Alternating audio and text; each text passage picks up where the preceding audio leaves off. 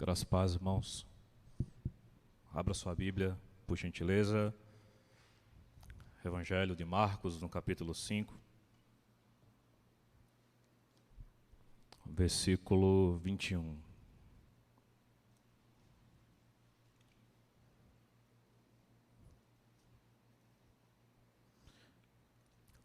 Tendo Jesus voltado no barco para o outro lado, afluiu para ele grande multidão e ele estava junto do mar. Eis que se chega a ele um dos principais da sinagoga, chamado Jairo, e vendo-o, prostra-se aos seus pés e insistentemente lhe suplica: minha filha está à morte. Vem, impõe as mãos sobre ela, para que seja salva e viverá. Jesus foi com ele. Grande multidão o seguia, comprimindo-o. Aconteceu que certa mulher que havia 12 anos vinha sofrendo de uma hemorragia e muito padecera a mão de vários médicos, tendo despendido tudo quanto possuía, sem contudo nada aproveitar, antes, pelo contrário, indo a pior. Tendo ouvido a fama de Jesus, vindo por trás dele, por entre a multidão, tocou-lhe a veste. Porque dizia: se eu apenas lhe tocar as vestes, ficarei curada. E logo se lhe estancou a hemorragia, e sentiu no seu corpo estar curada do seu flagelo. Jesus, reconhecendo imediatamente que dele saíra poder, virando-se no meio da multidão, perguntou: quem me tocou nas vestes? Responderam-lhe os seus discípulos: vês que a multidão te aperta e dizes: quem me tocou?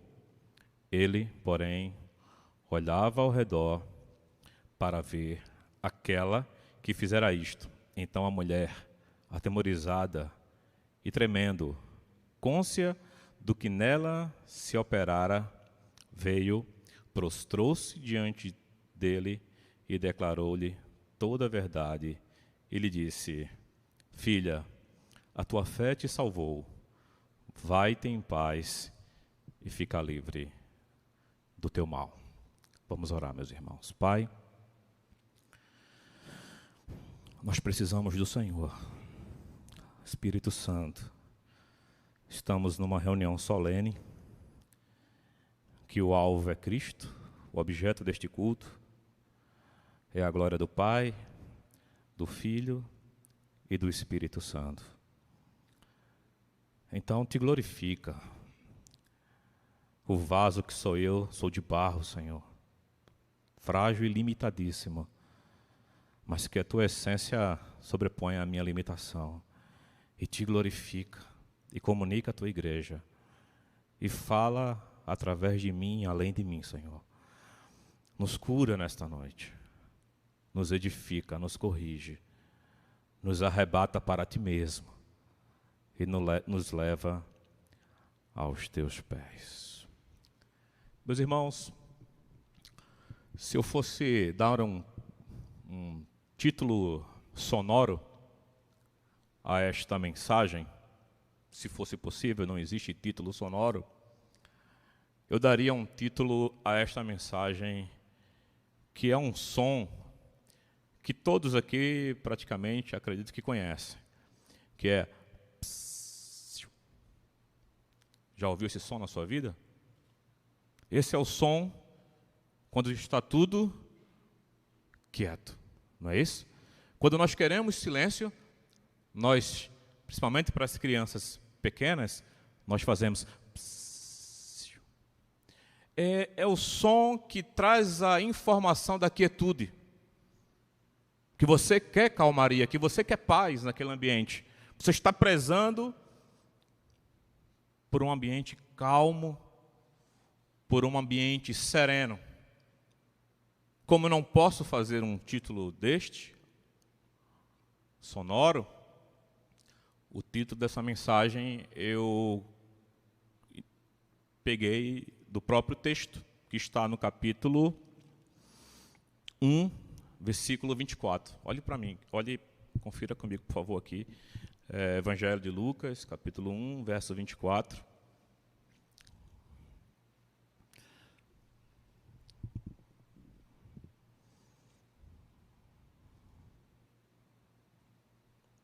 Eu vou pegar esse título dos demônios, os demônios que vão dizer o título desta mensagem.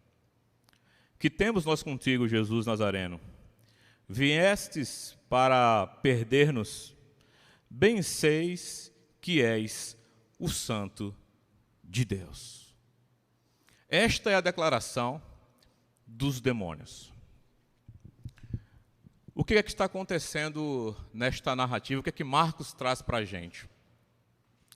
João Batista, ele fora preso por Herodes Antipas, na Galileia. E quando ele é preso, Jesus se dirige para aquela região, uma região litorânea. E Jesus, quando ele chega na Galileia, ele começa com um propósito. E ele vai para a sinagoga. A primeira aparição pública de Cristo, a primeira exposição de Cristo, onde Cristo vai na Galileia após a prisão de João Batista, que era o seu precursor, que estava anunciando o Evangelho, e agora fora preso, e agora João Batista está saindo de cena. João Batista está encerrando o ministério que Deus lhe confiara, e Jesus agora se apresenta, e Jesus vai para a Galileia. E Jesus vai para onde? Para a sinagoga, você pode ver aqui no capítulo 1, verso 14. Depois de João ter sido preso, Jesus foi para a Galileia, pregando o Evangelho de Deus, dizendo: o tempo está cumprido e o reino de Deus está próximo. E o reino de Deus está próximo. Arrependei-vos e crede no Evangelho. Jesus começa a pregar o Evangelho, anunciando o reino de Deus, falando: arrependei-vos, é chegado o tempo, é chegado o reino. Meus irmãos, aqui está se iniciando a história que o homem, a humanidade esperava. O anúncio do Senhor, o ministério de Cristo, aquele Messias que fora profetizado em Gênesis, em Êxodo, em Levítico, nos Salmos, pelos profetas. Havia uma agonia, a terra estava esperando por este homem, a terra esperava por este reino, por este anúncio. E agora João Batista é preso, e agora Jesus dá início ao seu ministério e vai na sinagoga. A sinagoga fora criada no período exílico, quando os judeus foram presos, eles não tinham templo, então eles criaram sinagogas para poder ler as escrituras, para poder ter as suas orações, e isso perpassou a história. Então, Jesus vai para a sinagoga, primariamente, anunciar o reino e pregar o Evangelho. Mas a terra estava agitada. O mundo estava agitado. Quando comecei a meditar nesse texto por outro viés, e o Senhor me levou para identificar isso, e eu muito me perturbei quando eu estava estudando. Porque se você olhar aqui, no versículo que nós lemos, que dá título à minha mensagem, Jesus, o Santo de Deus, que vem dos demônios, veja no versículo 25 do capítulo 1.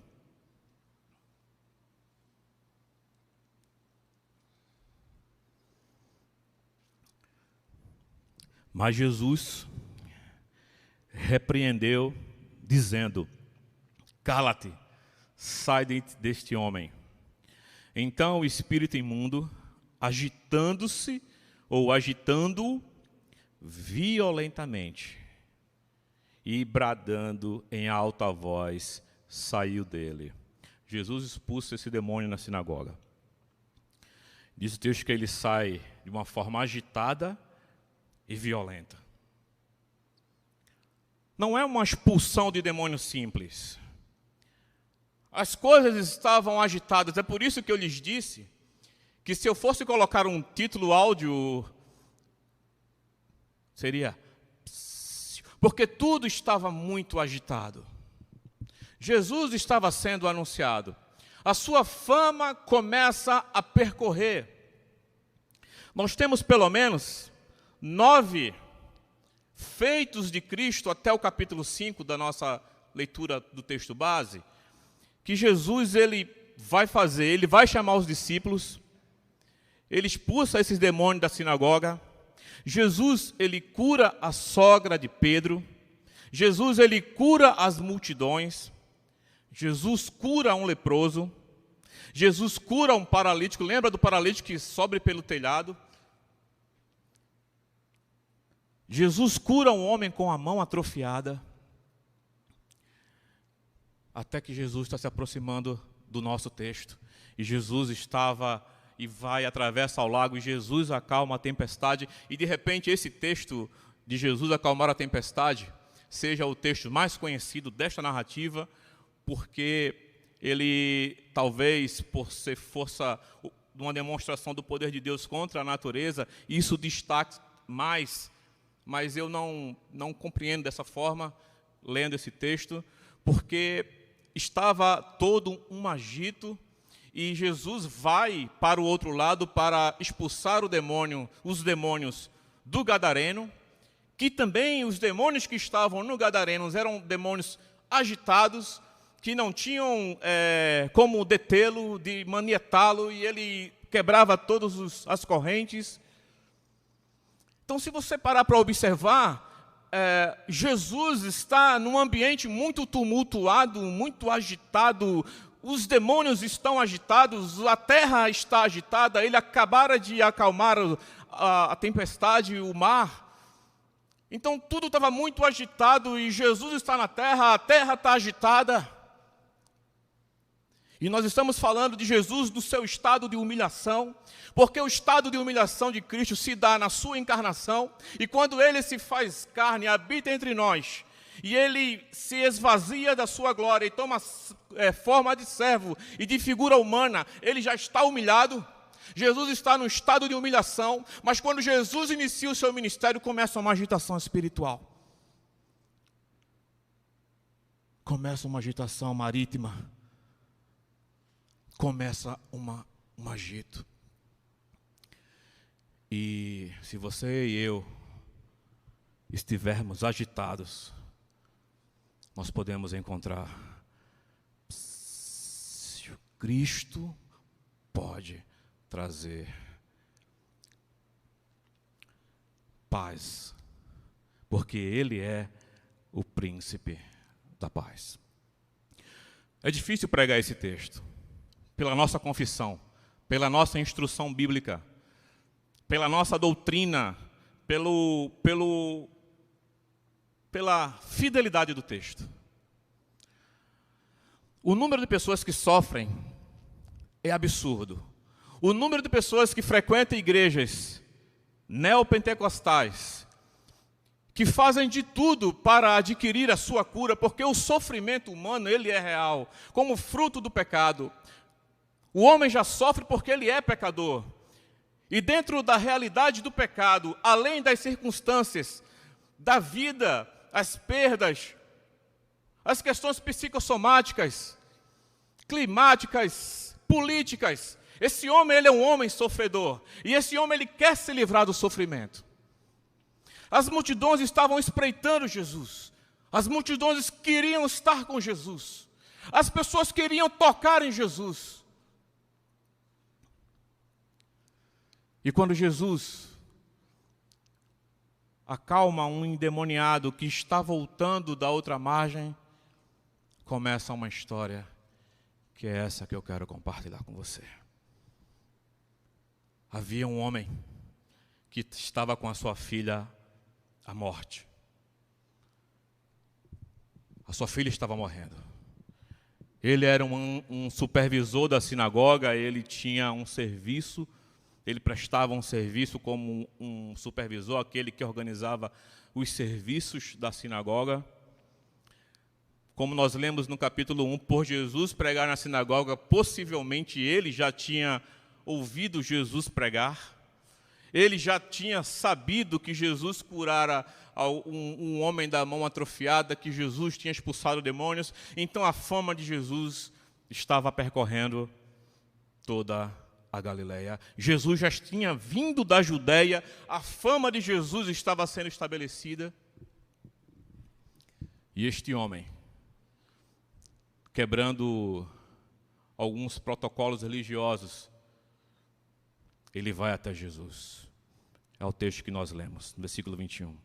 Tendo Jesus voltado do barco para o outro lado, afluiu para ele grande multidão, e ele estava junto do mar.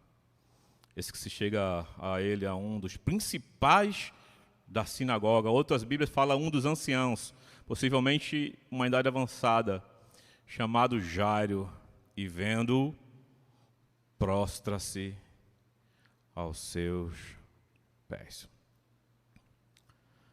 Irmãos, esse homem, como um supervisor de uma sinagoga, onde Jesus não era bem visto por essa classe,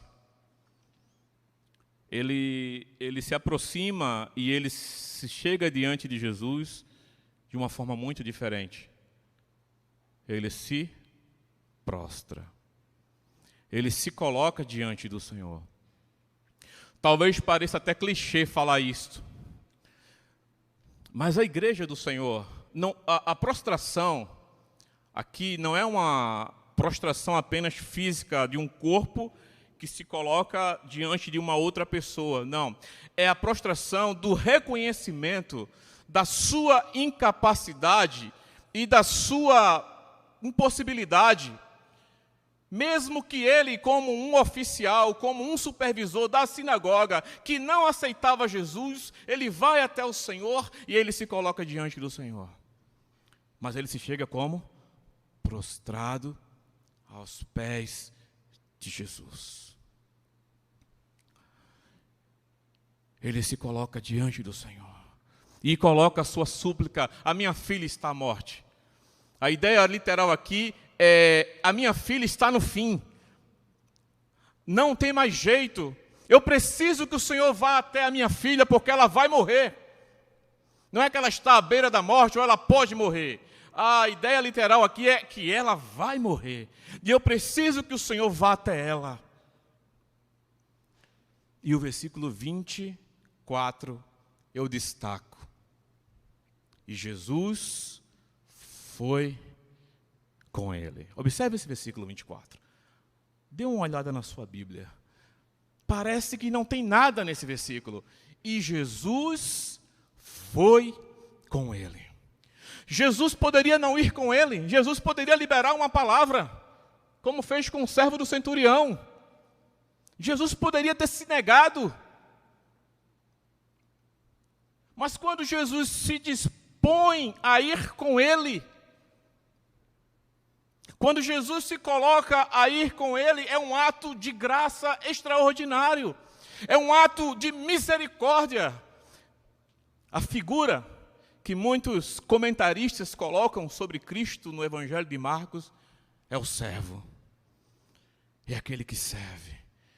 Então, Cristo, no seu estado de humilhação, Jesus vai com ele.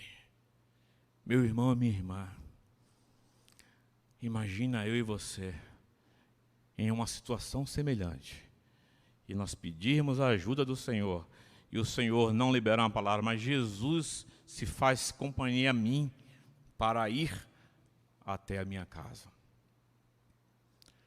Mas acontece algo que é o que geralmente acontece na nossa vida. Versículo 25. Aconteceu que certa mulher, que havia 12 anos, vinha sofrendo de uma hemorragia e muito padecera a mão de vários médicos, tendo despendido tudo quanto possuía, sem contudo nada aproveitar, antes, pelo contrário, indo a pior. Parece que Marcos agora abre um parêntese na história. Ele coloca a história de Jairo de lado e agora entra uma outra história, que é a história da mulher do fluxo uterino. E ela, por 12 anos, ela tem este fluxo de sangue e ela precisa tocar no Senhor. Diz o texto que ela padecera na mão de muitos médicos, como nós lemos no versículo 26, que ela perdera tudo. Observe em Levítico, no capítulo 15, o que a lei determinava para pessoas que estavam na condição dessa mulher. Vale a pena nós darmos essa única saída e voltarmos para o nosso texto. Levítico 15, capítulo 15, versículo 25. Também a mulher, quando manar fluxo do seu sangue por muitos dias, fora do tempo da sua menstruação, ou quando tiver fluxo de sangue por mais tempo que o costumado, todos os dias do fluxo será imunda, como nos dias da sua menstruação.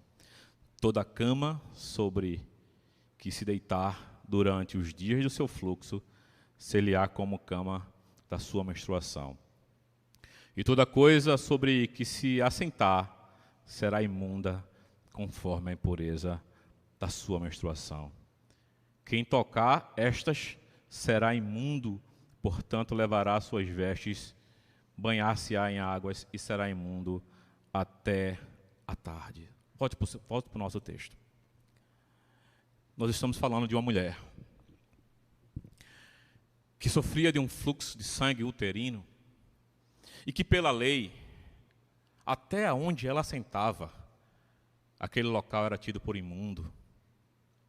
Nós estamos falando de uma mulher que tinha padecido na mão dos médicos, que já tinha perdido todos os seus recursos. Nós não sabemos se ela era rica ou pobre, mas que ela já tinha gastado tudo. O sofrimento na mão dos médicos também nós desconhecemos que tipo de sofrimento, se o sofrimento veio por causa de tratamentos ineficazes, ou se foram maus médicos que a trataram como uma cobaia ou alguma coisa desse tipo, mas uma coisa é certa, ela estava sofrendo na mão dos médicos. Aquela mulher, ela se assemelhava a um leproso que era socialmente distanciado e não podia ter contato. Diferente de Jairo, aquela mulher não podia ir à sinagoga. Jairo poderia estar na sinagoga, mas aquela mulher não podia estar nas reuniões para ouvir a palavra, para participar das orações. Jairo, ele tinha uma filha, possivelmente uma família, tinha um suprimento emocional, tinha uma base emocional e que é fruto do seu desespero e da sua procura por Jesus. Aquela mulher, por 12 anos, com um fluxo de sangue, possivelmente não tinha um homem que a quisesse por causa da sua imundície e pela lei.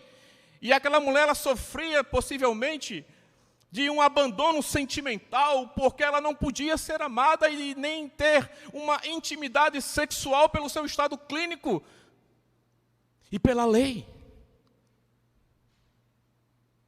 Quando nós corremos do texto, nós não conseguimos muitas vezes identificar os detalhes que estão envolvidos nessa história. Nós temos dois dramas aqui destacados, nós temos dois agitos, nós temos duas situações bem distintas, onde um é um oficial, um é um obreiro, um é um supervisor, que tinha um status social, que servia a comunidade, que servia a sinagoga, que tinha uma base familiar. E nós temos um outro caso de uma mulher que era imunda, que não podia adorar, que não podia estar na sinagoga, que não podia ter um ombro de um homem legitimamente. Não um homem pelo pecado, mas a afetividade emocional. E muitas vezes, irmãos, nós podemos estar sofrendo, porque uma coisa vai levando outra. Então, versículo 27. Tendo ouvido a fama de Jesus, vindo por trás dele, porém a multidão tocou-lhe a veste, porque dizia: se eu apenas lhe tocar as vestes, ficarei curada. R.C. Sproul, um grande comentarista falecido recentemente, ele disse que, ele comenta esse verso, dizendo que havia uma crença que se alguém tocasse numa pessoa importante e tocasse na orla da veste deste homem, essa pessoa poderia ser curada. Eu só encontrei isso com o Sproul, achei interessante. Hoje, esse versículo ele é muito atual, porque o desespero humano faz com que as pessoas procurem os seus curandeiros e faz com que essa mulher viva, e essas pessoas hoje vivam o que essa mulher viveu, que é padecer, sem ter uma resolução. O seu sofrimento, o sofrimento de você que me acompanha pela internet, que está em casa, ele é legítimo. Mas muitas vezes, nós podemos estar em crenças populares para resolver questões. Porque não fora nunca o ato da mulher tocar em Jesus que a curou. Nunca foi isso. O fato é que Jesus curou a mulher independentemente dela tocar ou não. Jesus não é manipulado ou manipulável por ações humanas. Jesus é soberano. Mas se ela tinha essa crença de tocar numa pessoa, observe qual foi o resultado e o estado que ela fica. Versículo 29. Logo se lhe estancou a hemorragia e sentiu no corpo estar curada do seu flagelo. Jesus reconheceu imediatamente que dele saíra poder, virando-se no momento da multidão, perguntou: quem me tocou nas vestes? Responderam seus discípulos: vês que a multidão te aperta e dizes: quem me tocou? Observe que o ambiente que Jesus estava agitado. Estudando, se você parar para refletir e meditar no texto, você vai perceber que tudo isso está dentro de um contexto de gritaria. As pessoas estavam espremendo o Senhor. Havia uma confusão, gritos, desesperos. Ele já tinha curado ele já tinha expulsado muitos demônios. Muitas pessoas queriam tocar no Senhor. É um ambiente totalmente perturbado, angustiante. Moléstias que não eram curadas, doenças que não podiam ser curadas, ninguém conhecia. Ela já tinha passado por tudo, então ela entendia que não, só tocando nas vestes do Senhor.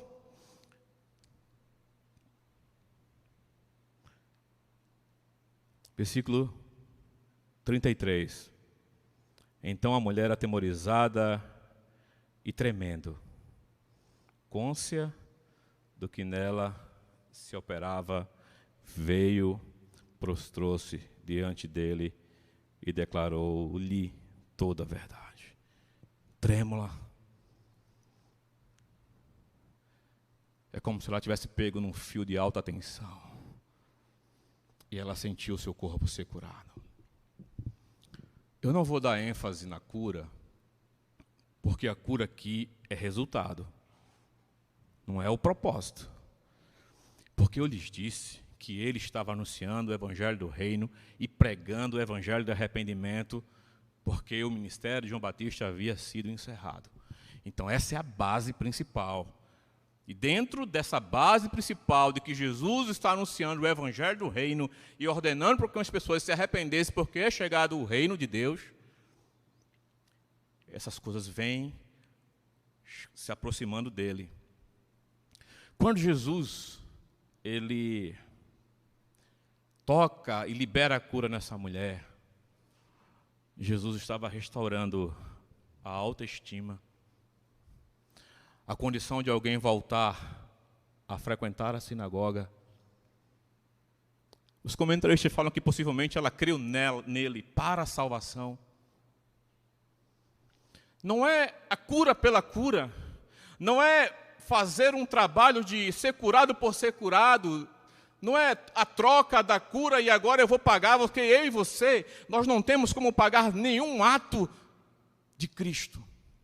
Mas é o fato de que Jesus, ele se dispôs, e o versículo 24 do que eu lhes disse é o que determina todo esse desfecho. E Jesus foi com ele. Se Jesus não vai com Jairo, não tem cura de útero, não tem restauração. Então, o fato de voluntariamente Jesus se colocar à disposição para ir à casa de Jairo, as coisas vão acontecendo sempre para a glória de Deus. Mas nós temos que ficar muito atentos. Versículo 34, e ele lhe disse: filha, a tua fé te salvou. Vai-te em paz e fica livre deste teu mal. E aqui encerra a história da mulher do fluxo de sangue. E agora Marcos volta para Jairo. Lembra que ele tinha colocado aos seus pés do Senhor e tinha adorado ao Senhor? Versículo 35. Falava ele ainda, quando chegaram alguns da casa do chefe da sinagoga, a quem disseram: tua filha já morreu, porque ainda incomodas o mestre. Irmãos, isso aqui é uma constatação. Olha, Jairo, possivelmente alguns amigos chegaram e disseram para Jairo: olha, não precisa mais incomodar o mestre. A tua filha morreu. Nós, seres humanos normais, nós lidamos com as constatações da vida todos os dias. Neste caso, é um caso muito especial. Porque, de forma natural, as pessoas chegam para Jairo e falam: Jairo, chega, deixa o mestre, tua filha morreu. Vamos agora cuidar dos preparativos para o sepultamento.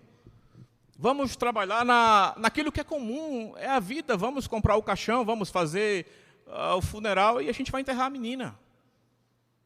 Para mim, você seria dessa forma. No entanto, eu insisto no versículo 24, porque quando Jesus vai com ele, é porque Jesus quer cumprir o propósito do que ele se dispôs a fazer. E quando Jesus se dispôs a fazer o que ele propôs, da própria vontade dele, que é chegar na casa de Jairo, nem a morte pode impedir a vontade do Senhor. Porque Jesus está indo com ele. Aqui é um processo de transição. Jesus está caminhando para a casa de Jairo e chega uma palavra de constatação. E as constatações fazem parte da vida do ser humano todos os dias. As constatações, elas são reais e nós não podemos negá-las. Mas nós podemos fazer uma coisa diante das constatações da vida. Quando nós somos constatados quando nós somos sentenciados e quando a impossibilidade, a mais absurda, ela nos alcance. Quando o diagnóstico médico dá positivo, quando nós somos sentenciados, nós podemos ainda colocar diante do Senhor, esperar o que Ele tem a dizer. Nós podemos ainda colocar isso diante do Senhor e buscar uma resposta de Deus.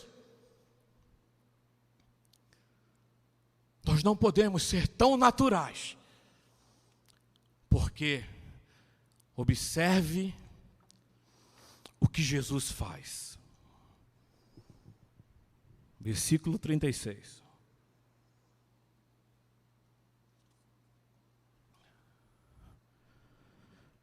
Mas Jesus, sem acudir a tais palavras, disse ao chefe da sinagoga: não temas, vírgula, crê somente. Jesus fala duas coisas para o chefe da sinagoga.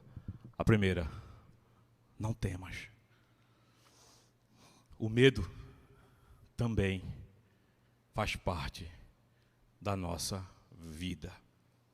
O medo, ele nos acompanha diariamente. Medo de ficar rico, de ficar pobre, de perder, de ganhar, de fazer, de ser, de estar, de ir, de voltar, de subir, de descer. Somos pessoas esquisitas, cheios de temores, eu costumo chamar de lobisomens na mente. Os lobisomens gritam na nossa mente nos horários mais loucos e nos leva a situações mais complexas e a gente muitas vezes não sabe diagnosticar. Por mais que se tenha uma explicação e às vezes se identifique por profissionais, por pessoas competentes e te coloque medicamentos e muitas vezes não resolve. Mas o medo faz parte da nossa história, da nossa vida, do nosso estado clínico.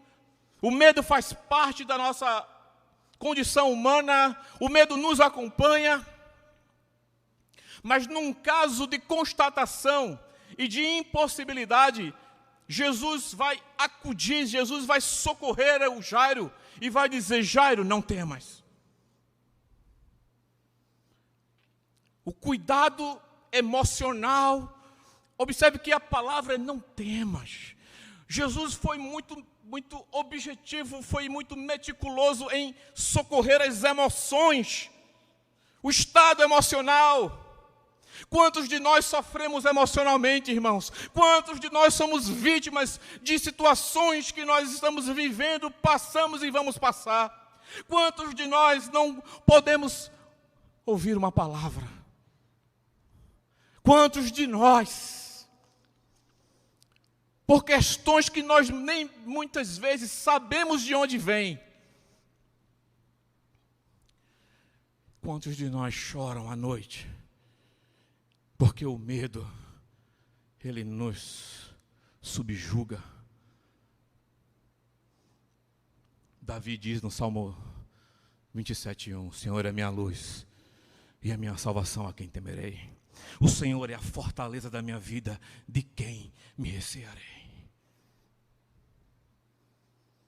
Não temas. O fato de não temer não é resultado, o fato de não temer não é a certeza de que o resultado da nossa vida vai ser o que a gente quer. Aí seria uma loucura falar isso para vocês. O fato de não temer é continuar naquilo que Jesus diz: crê somente. Continuar crendo. Jesus, ele orienta o Jairo a apenas continuar crendo.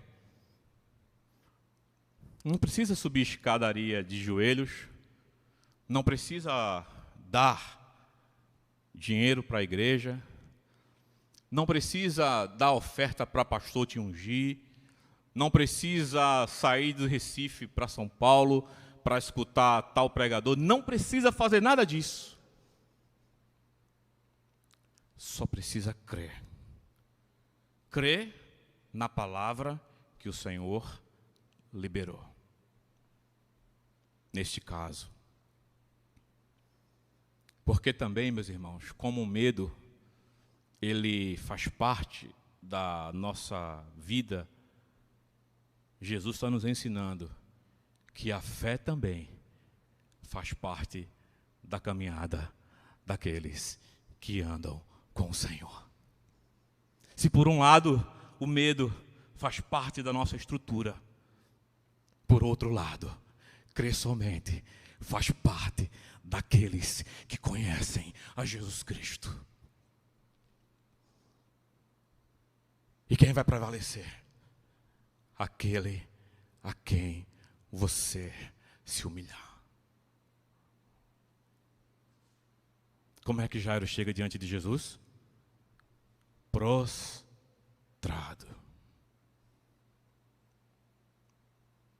Duas coisas bem semelhantes. Jairo se aproxima de Jesus, você pode ver no versículo 22. Vendo-o, prostra-se aos seus pés.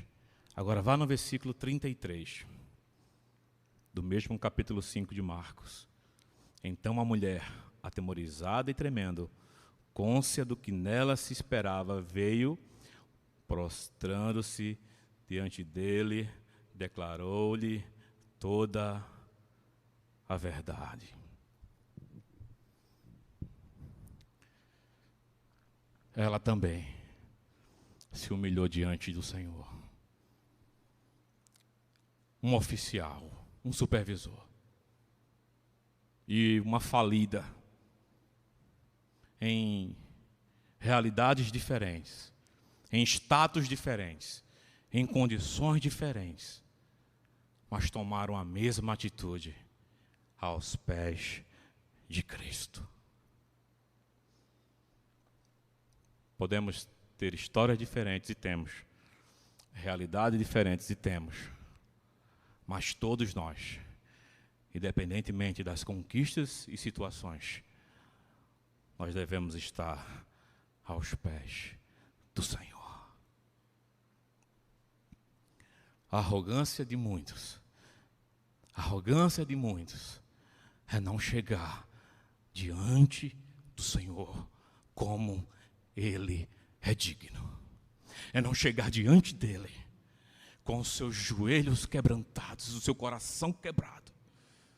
Tiago vai dizer: rasgai, chegai-vos a Deus, e Ele se chegará a vós outros.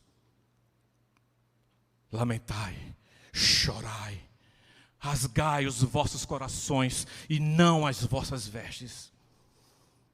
Humilhai-vos, lamentai, chorai. Nós precisamos nos achegar diante deste Senhor, deste Cristo, aos seus pés. Nós não temos como chegar diante dele na sua própria estatura. A igreja precisa voltar aos pés do Senhor.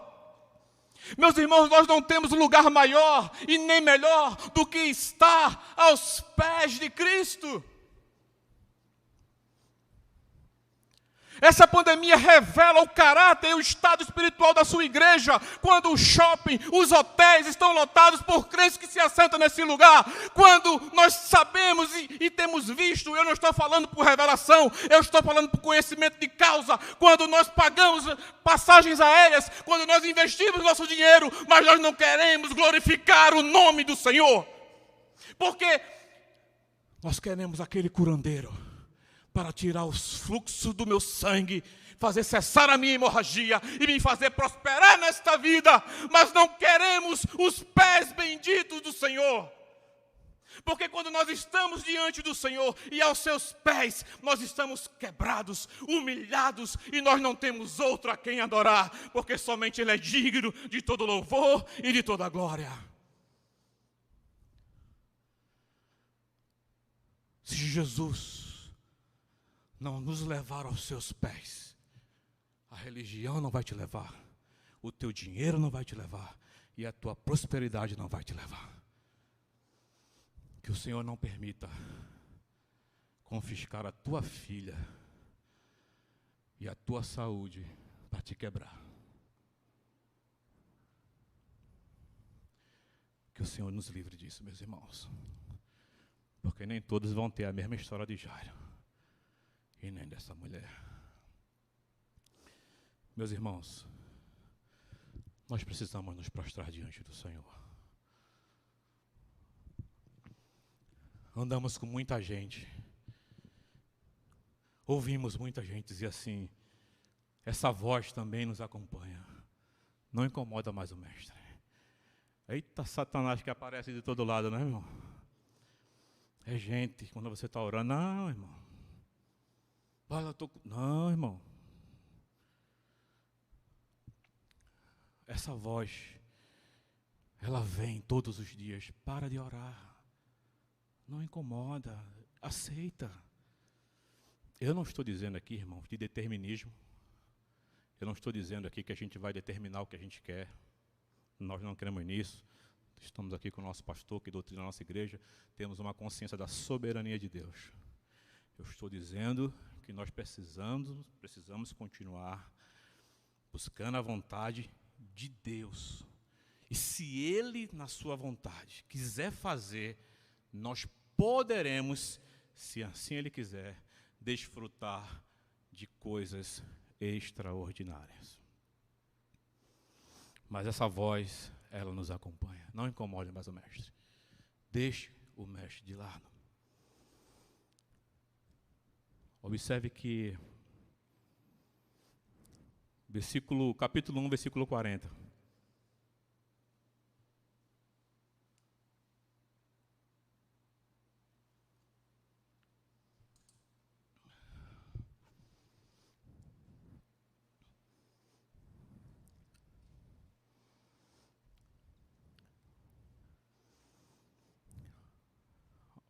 O leproso, ao aproximar-se dele, um leproso, rogando-lhe de joelhos, se quiseres, pode purificar-me. Jesus, profundamente compadecido, estendeu a mão, tocou e disse, quero ficar limpo. Como é que o leproso chega? De joelhos. De joelhos. Veja o 3:11, capítulo 3, versículo 11.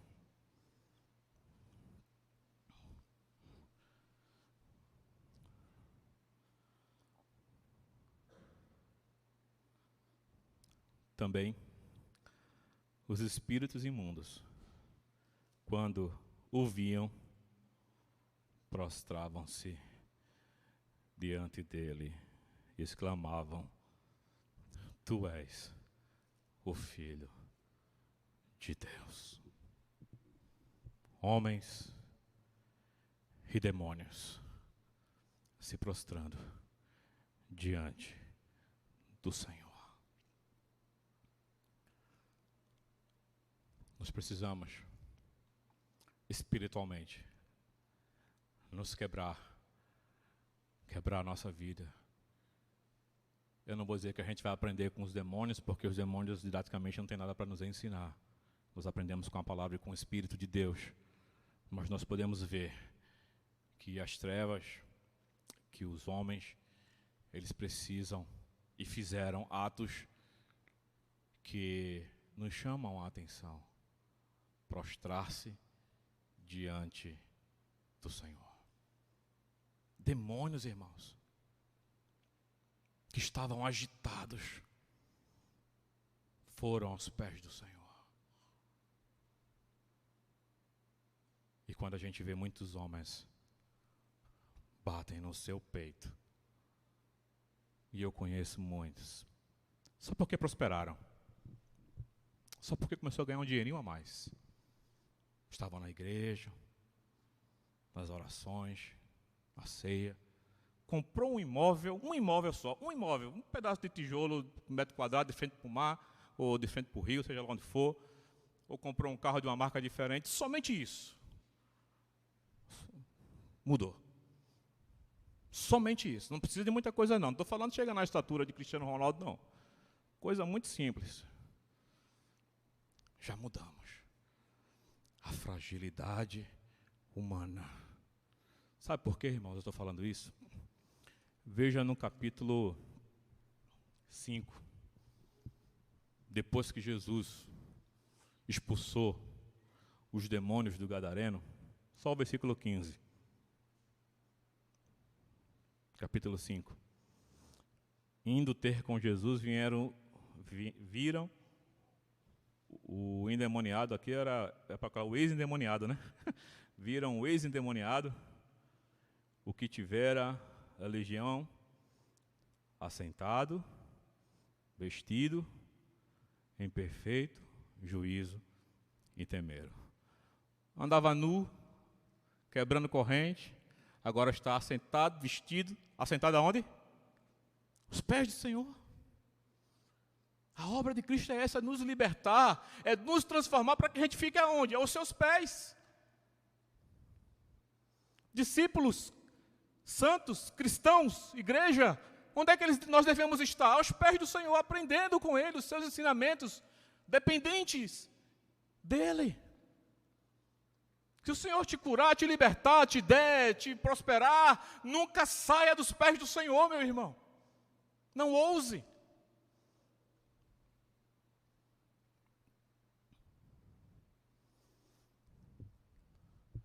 E uma outra coisa que eu quero citar sobre esse texto, a primeira foi que tanto Jairo como a mulher, eles adoraram. A segunda coincidência deles, quantos anos a mulher tinha o fluxo de sangue? 12 anos, né? Veja aqui no versículo 41.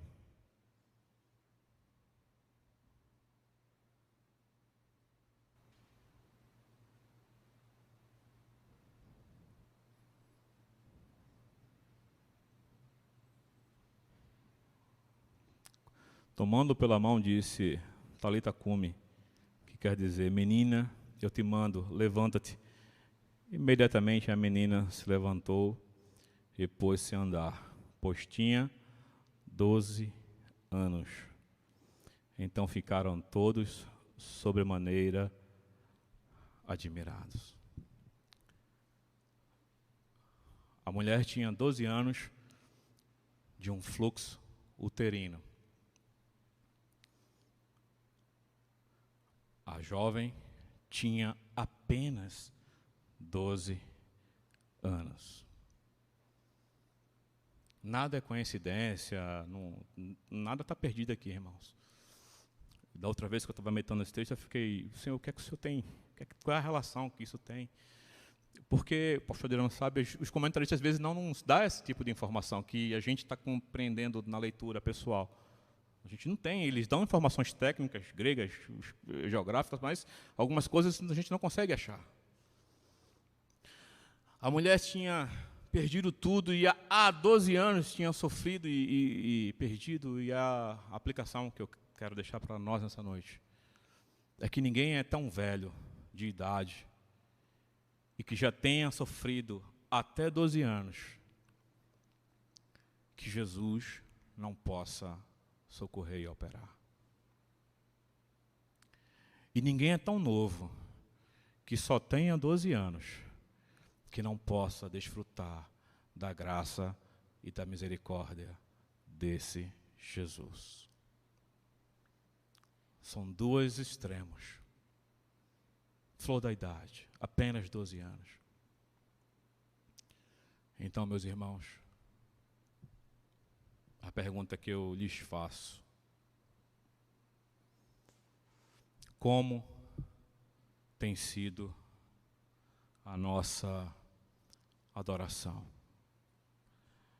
Eu não estou falando se você toca violão ou não.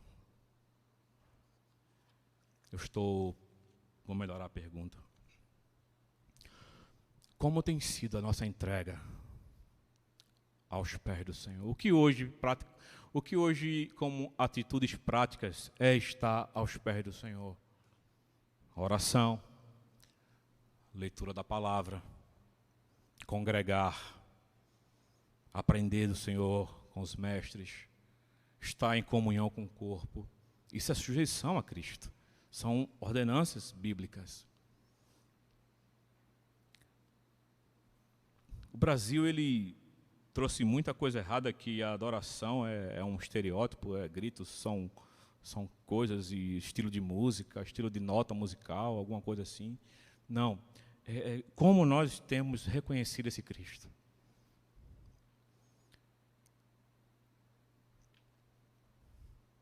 Como tem sido a nossa entrega. E será que os pés de Cristo é suficiente para nós, ao ponto de nos chamar a atenção?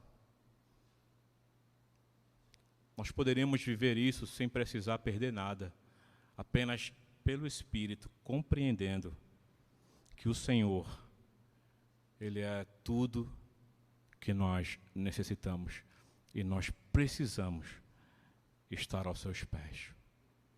E se Ele quiser, hemorragias podem ser estancadas e obras milaborantes, como um ressuscitamento, ele pode acontecer se Ele quiser.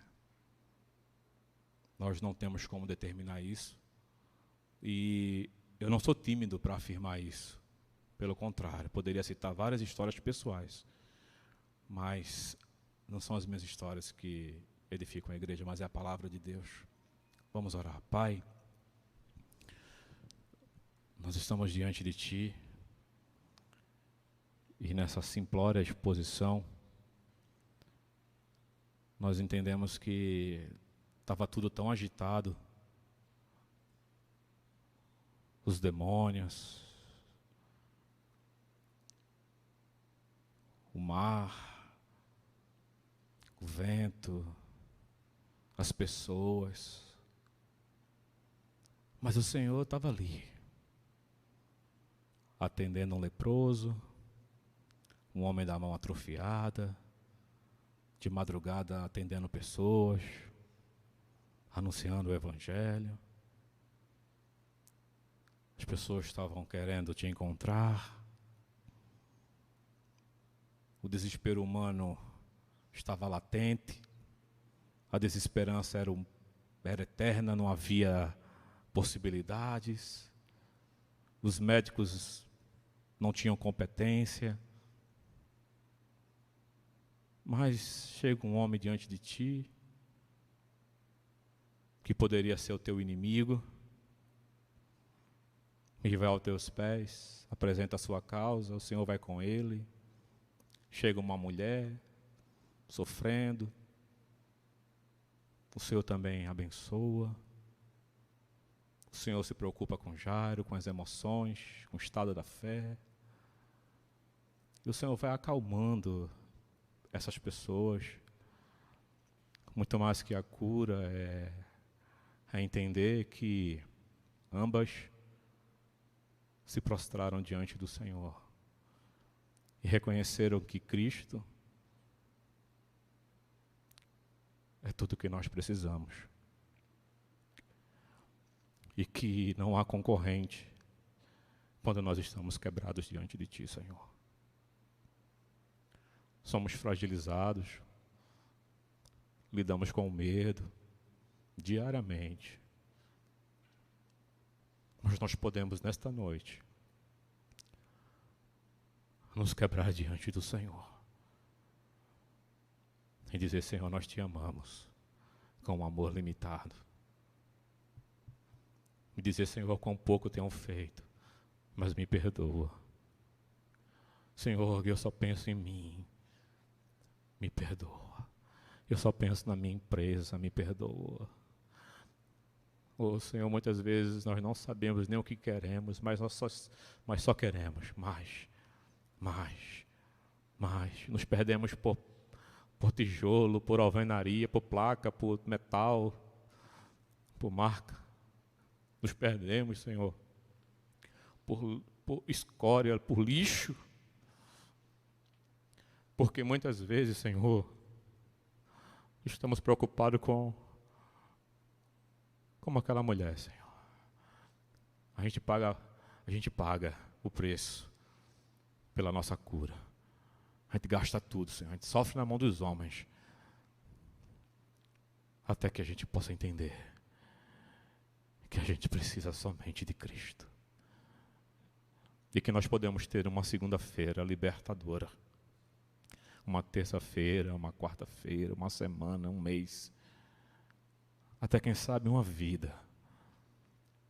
Porque o Senhor nessa hora, Pai, se o Senhor quiser, não no tom da minha voz, não no timbre da minha voz, nem na força da minha voz, mas se o Senhor quiser, no nome de Jesus, e de forma voluntária e gentil, o Senhor pode fazer obras extraordinárias nesta noite, na vida da tua igreja. Em nome de Jesus. As pessoas que sofrem de perturbação mental, de medos que são gerados por demônios, o Senhor pode repreender isso de uma forma muito simples. Só o nome de Jesus, sem gritos, sem agito, porque o Senhor é calmo. Então estabelece a tua paz no nosso coração. Enche-nos do teu Espírito Santo e nos leva aos teus pés. As pessoas que estão em casa, visita-as pela tua palavra, que estão sofrendo com dores, cânceres, angústias, dores estomacais, seja tudo fruto de nervosismo. Acalma, Senhor. Oh, Senhor, acalma o nosso coração e nos leva aos pés do Senhor, quebrantados e convertidos, sabendo que somente Jesus é o caminho, a verdade e a vida, que não há outro além de ti, e que honras, glórias e louvores pertencem a ti. Em nome de Jesus.